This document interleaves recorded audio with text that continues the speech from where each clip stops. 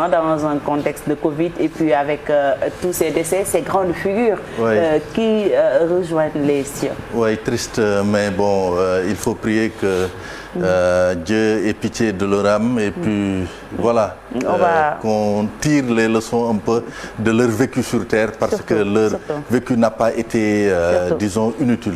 Ils nous ont légué un héritage important.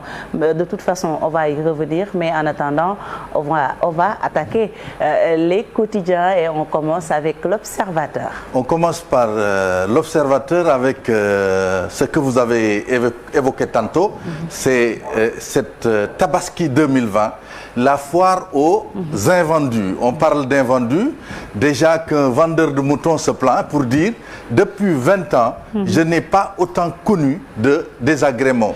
Et puis dénouement, après 16 ans de conflit, Assane Diouf au stade du New Deal. On parle du stade d'Assane Diouf, bien sûr.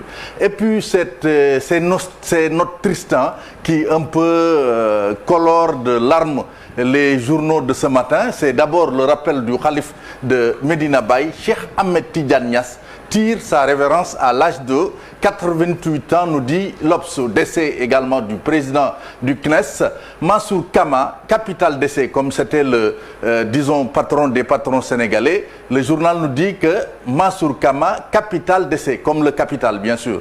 L'As, avec ces figures également disparues, décès de 6 icônes, dont le khalife de Medina Baye, Mansour Kama et Reine Marie Faye, notre consoeur. VSD de Tabaski macabre au Sénégal. Le journal également nous parle de la situation épidémiologique de la Covid-19. Le Sénégal franchit, tenez-vous bien, la barre des 10 000 cas.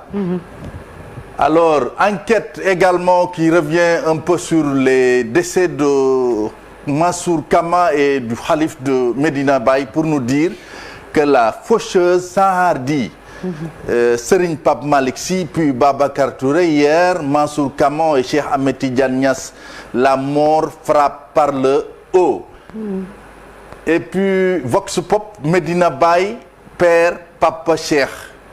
Rappel à Dieu hier du 4e khalife de Cheikh al-Islam. Cheikh Ahmed Tidiane Niass s'est éteint à l'hôpital général de Grand Yoff à l'âge de 88 ans. Le secteur privé, décès de Mansour Kama, le secteur privé perd un capitaine défenseur. Libération fait un focus sur la maladie à coronavirus pour nous dire que le bilan passe à 209 morts. Tenez-vous bien, 209 morts. Hein? Donc la pandémie qui fait des ravages au Sénégal. 9 nouveaux décès ont été enregistrés entre jeudi et samedi. Et puis cette oreillette nécrologique, Medina Baye perd son khalife. Sud Quotidien qui nous dit que le khalife général de Medina Baye n'est plus. La communauté musulmane est en deuil. Le quotidien qui revient un peu sur une autre mort, c'est celle de Sandaga. Démolition du marché Sandaga, la fin d'une histoire. La reconstruction coûtera 70 milliards pour 24 mois de travaux. Décès de Mansour Kama du CNES, un patriote économique s'en va. Les Échos, ouverture des frontières aériennes, les Échos nous dit que le Sénégal toujours blacklisté par l'UE. Et puis week-end de Tabaski macabre, la mort frappe en plein cœur l'économie avec Babacar Kama et la religion avec le décès du khalife général de Medina Baye. Les journaux sportifs qui nous parlent de cette Coupe de la Ligue gagnée par Gana Gueye qui est en compagnie de Abou Diallo, c'est bien ça?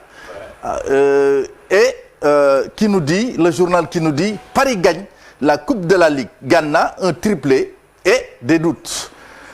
City, accord avec Ake, City mettrait une croix sur Kalidou Koulibaly.